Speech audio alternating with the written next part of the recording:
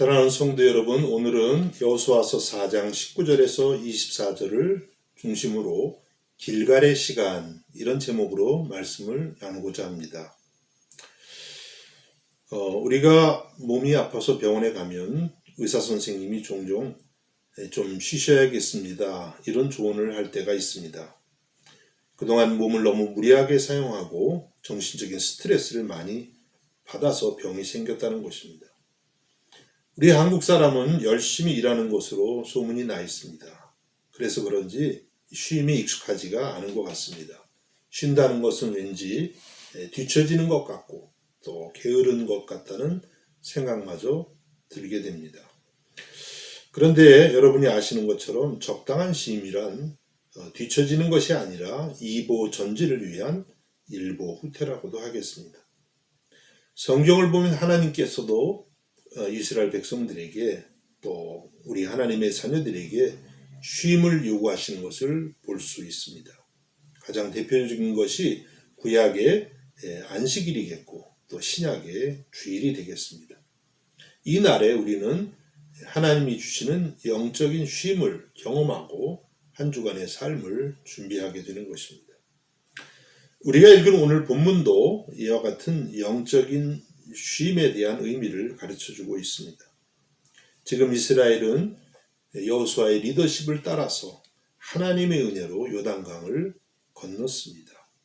마치 40년 전 홍해를 마른 땅처럼 건넜듯이 이번에는 요단강을 마른 땅처럼 건넌 것입니다. 드디어 하나님께서 약속하신 약속의 땅 가나안에 발을 디뎠습니다. 그러면 이것이 이제 모든 것이 다 끝난 것일까요? 그렇지가 않습니다. 이제부터 그들 앞에는 가나안을 정복해야 되는 큰 과제가 놓여 있었습니다. 그리고 이 과제를 감당하기 위해서 영적인 준비를 해야 했던 것입니다. 바로 그것이 오늘 본문에 나오는 길갈이라고 하는 곳입니다. 이스라엘이 과연 어떠한 영적인 준비를 해야 했을까요? 오늘 말씀을 살피면서 우리들도 이 시대에 어떤 영적인 준비를 해야 되는지를 함께 생각해 보고자 하는 것입니다. 첫 번째, 이스라엘은 과거에 하나님이 주신 은혜를 기억하는 시간을 가져야 했습니다. 본문 20절입니다.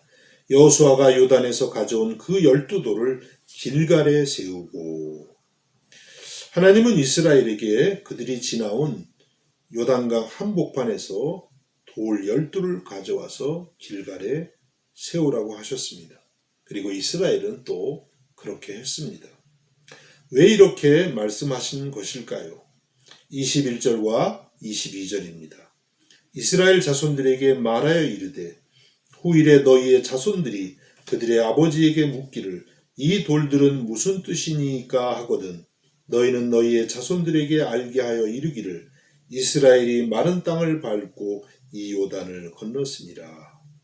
그러니까 이 12돌의 기념비는 하나님이 이스라엘에게 베푸신 은혜를 잊지 않기 위함이었습니다. 자녀들이 부모님께 묻습니다. 이 돌들이 무슨 뜻입니까? 그러면 부모님이 하나님께서 도우셔서 저 요단강을 마른 땅처럼 건넜단다. 너도 이 하나님을 믿고 하나님을 경외하라고 가르쳤던 것이죠. 이와 같이 길갈은 과거에 베풀어 주신 하나님의 은혜를 기억하는 시간이었고 장소였습니다. 여러분, 우리의 신앙은 과거에 하나님이 주신 은혜를 기억하는 데서 시작된다고 하겠습니다. 대표적으로 우리가 2000년 전 예수님의 십자가의 사건을 묵상하면서 구원을 얻는 것과 같습니다. 이스라엘 백성들은 길갈에 세워진 이 12돌을 바라보면서 하나님의 도우심의 손길을 기억하고 또 감사하면서 믿음을 새롭게 했던 것입니다. 실제로 여호수아 당시에 이 길갈은 가나안 정복 전쟁의 본부였습니다. 이스라엘이 나가서 이제 여호수아와 함께 전쟁을 합니다. 그리고 전쟁을 다 마치면 반드시 길갈로 돌아왔습니다. 본부로 돌아온 것이죠. 이곳에서 이 12도를 보면서 다시 한번 그들의 믿음을 새롭게 했던 것입니다. 여러분에게도 신앙생활 하시면서 이와 같은 길갈의 기념비와 같은 사건들이 있는지요? 그때만 생각하면 나의 신앙이 다시 회복되고 은혜가 회복되는 그런 것입니다. 어떤 분들은 교회에 처음 나왔던 그 순간일 수도 있겠고, 또 어떤 분들은 말씀을 읽다가 크게 감동을 받은 그런 성경 구절일 수도 있습니다. 어떤 분들은 기도하다가 성령 체험한 것일 수도 있고, 또 죄를 깨닫고 회개한 경험일 수도 있습니다. 앞길이 막막했을 때 하나님께서 기적적으로 도와주신 그런 일일 수도 있습니다. 이것을 잊지 말라고 하는 것이죠.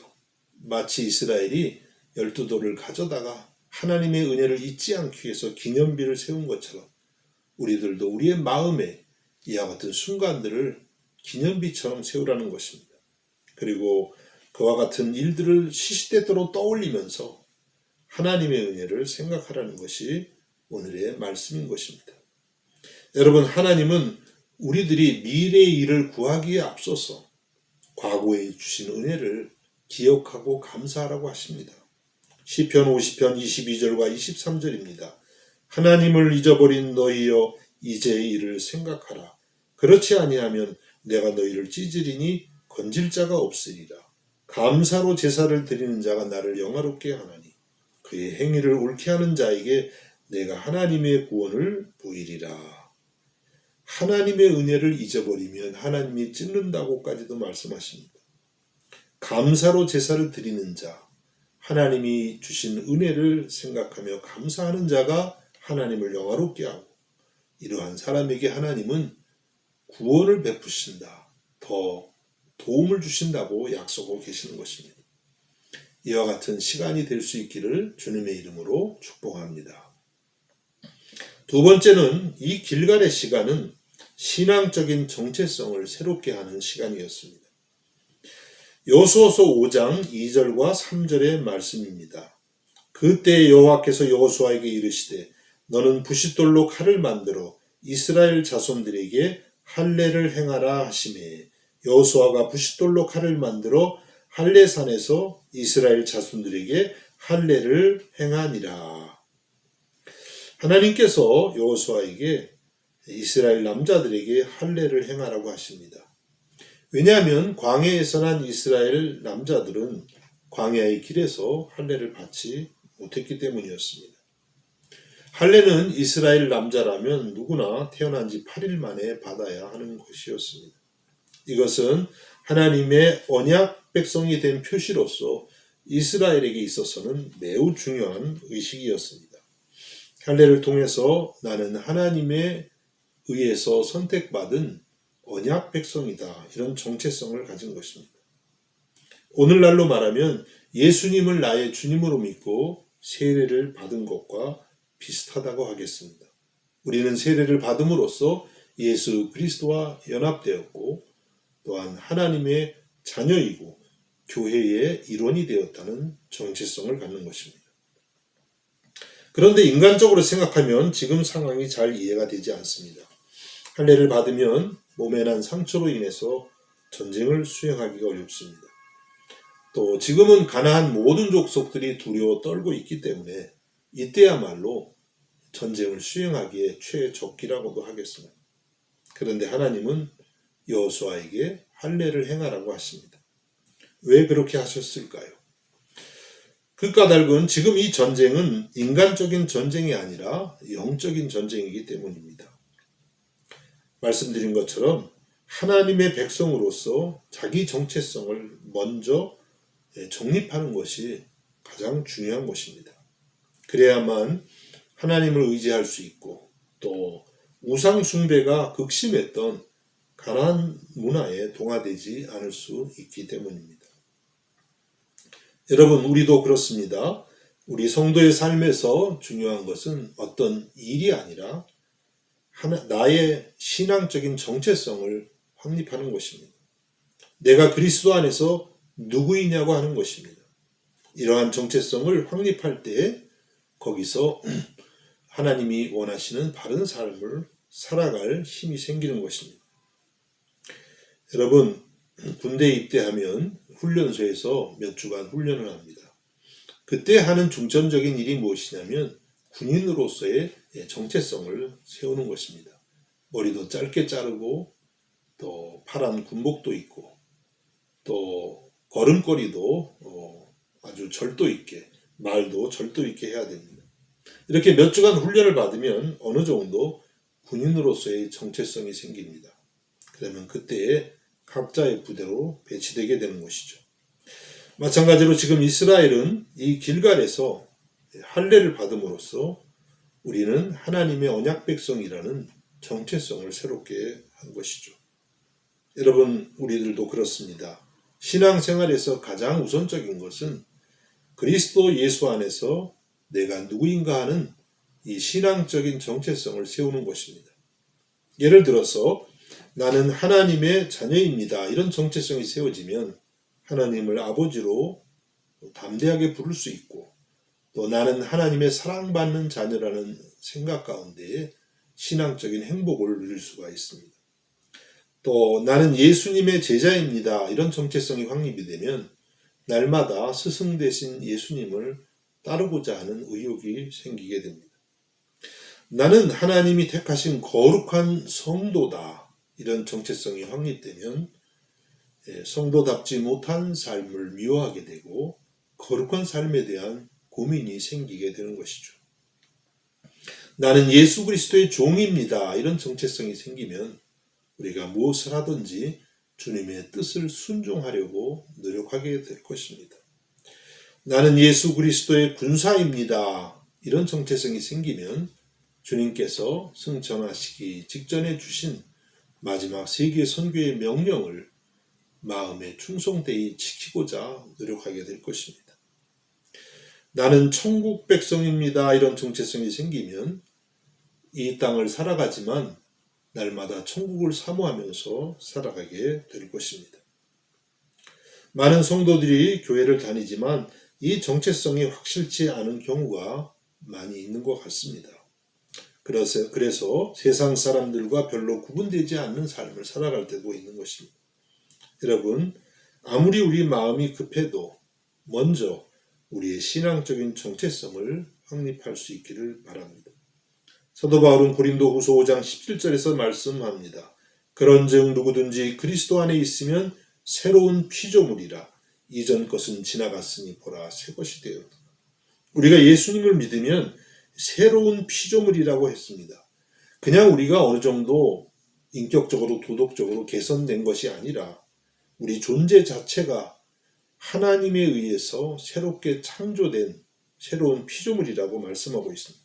이전 것은 예수 안에서 다 지나갔고 새 것이 되었다고 말씀하고 있습니다. 여호수아서 5장 9절에도 보니까 여호와께서 여호수아에게 이르시되 내가 오늘 애굽의 수치를 너희에게서 떠나가게 하였다 하셨으므로 그곳 이름을 오늘까지 길갈이라 하느니라. 길갈의 이름의 뜻이 나와 있습니다. 그것은 떠나가게 하다 혹은 굴러가게 하다 그런 뜻입니다. 길갈에서 할례를 받음으로써 그들이 갖고 있었던 애굽에서 그 노예로서의 수치 이 모든 것을 하나님은 떠나가게 하셨다는 것입니다. 오늘 우리로 말하면 우리가 예수님을 믿을 때 하나님께서 우리의 모든 수치를 죄책감과 우리의 모든 허물을 다 굴러가게 하신 것이죠. 예수 그리스도의 십자가의 보혈의 능력입니다. 여러분, 우리들도 이와 같은 신앙적인 정체성을 이때에 새롭게 할 수 있기를 주님의 이름으로 축복합니다. 그리고 마지막 세 번째로는 길갈의 시간은 공동체가 회복되는 시간이었습니다. 이스라엘은 길갈에서 할례를 받고 난 다음에 유월절을 지킵니다. 15장 10절 말씀입니다. 또 이스라엘 자손들이 길갈에 진쳤고 그달 14일 저녁에는 여리고 평지에서 유월절을 지켰으며 이 유월절은 이스라엘 공동체에 있어서 가장 중요한 절기가 됩니다. 하나님이 애굽에서 430년 동안 노예 생활을 하던 이스라엘을 어린 양의 피로 구원하신 그런 사건입니다. 그러면 전쟁을 앞둔 이스라엘에게 왜 이러한 유월절을 하나님께서는 이스라엘에게 지키라고 하셨을까요? 이것은 이스라엘이 하나님을 경외할 뿐만 아니라 이스라엘을 공동체로 묶으시는 하나님의 방법이었습니다. 그동안 이스라엘은 광야에서 오랫동안 유월절을 지키지 못했습니다. 그런데 이제 이 길갈에서 온 민족이 함께 유월절을 지키게 하신 것입니다.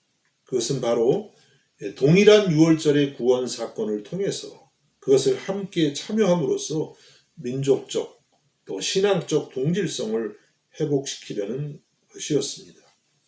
여러분, 만일에 이스라엘이 전쟁에 나가기 전에 개인주의에 빠진다면 또 사분오열이 된다면 그 전쟁을 승리할 수 있을까요? 그럴 수가 없을 것입니다. 그래서 하나님은 이스라엘이 하나가 되기를 원하셨습니다. 하나님이 원하시는 것은 비록 여호수아라는 리더가 있지만 어떤 탁월한 개인이나 또 혹은 어떤 지파가 아니었습니다. 12지파 온 이스라엘이 하나가 되어서 영적인 전쟁을 수행하는 것이었습니다. 여러분, 우리들도 마찬가지입니다. 우리들이 믿음에서 승리하려면 우리의 교회 공동체가 하나가 되어야 합니다. 그러면 우리를 하나로 묶는 것이 무엇이겠습니까? 개인의 능력이겠습니까? 잘 정비된 조직이겠습니까?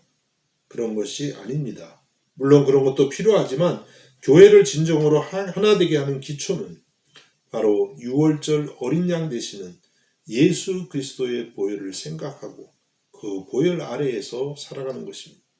그리고 그 보혈을 의지해서 우리가 공동체로 온 마음을 다해 하나님께 예배하는 것입니다. 그때에 우리가 진정으로 하나가 되는 줄로 믿습니다. 여러분, 이와 같은 십자가 보혈의 은혜가 이 길갈의 시간 같은 이때에 임할 수 있기를 간절히 바랍니다. 제 이야기를 드려서 죄송합니다만 언젠가 제가 예수님의 십자가를 묵상하면서 크게 회개한 적이 있습니다. 생각했습니다. 예수님이 십자가에서 내 죄 때문에 피 흘려 죽으셨다면 결국은 예수님을 십자가에 못 박은 사람은 다른 사람이 아니라 바로 내 자신이라는 생각이 든 것입니다. 그동안 가끔은 그래도 나름 괜찮다고 생각을 했는데 얼마나 내가 큰 죄인인가를 깨달은 것입니다. 그래서 그때 주님, 제가 주님을 십자가에 못 박은 사람입니다. 이러한 고백을 하면서 며칠간 회개를 한 적이 있습니다. 지금도 그때 생각을 하면 마음이 아프고 회개가 나옵니다. 여러분, 우리가 어떻게 하나가 될 수가 있을까요? 바로 우리가 이 주님의 십자가 대속의 은혜를 경험할 때입니다. 그때 우리는 주님의 이 유월절 어린 양 예수 그리스도의 보혈 아래서 하나가 되는 줄로 믿습니다. 이와 같은 은혜가 우리의 공동체 안에 임할 수 있기를 우리 주님의 이름으로 축복합니다.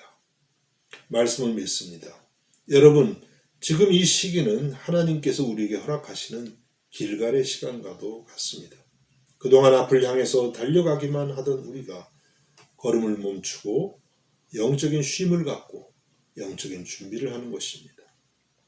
이 시간은 결코 후퇴가 아닙니다. 2보 전진을 위한 영적인 준비의 시간입니다.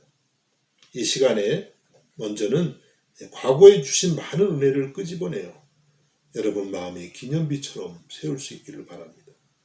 그리고 예수 그리스도 안에서 나는 누구인가 하는 신앙적인 정체성을 정립하실 수 있기를 바랍니다. 또한 우리 공동체가 유월절 어린 양이신 예수님의 보혈 아래에서 하나가 되는 은혜가 있기를 바라는 것입니다. 그리하여 장래에 더 큰 승리를 맛볼 수 있는 저와 여러분이 될 수 있기를 우리 주님의 이름으로 축복합니다. 기도하겠습니다. 하나님 아버지, 우리의 마음이 급하지만 지금 이 시간을 길갈의 시간으로 받습니다. 우리의 마음을 주님께 집중하면서 이 시간이 우리에게 헛된 시간이 아니라 우리의 인생의 가장 중요한 시간이 되게 하여 주옵소서. 길갈의 시간이 되게 하여 주옵소서. 예수님의 이름으로 기도하옵나이다. 아멘.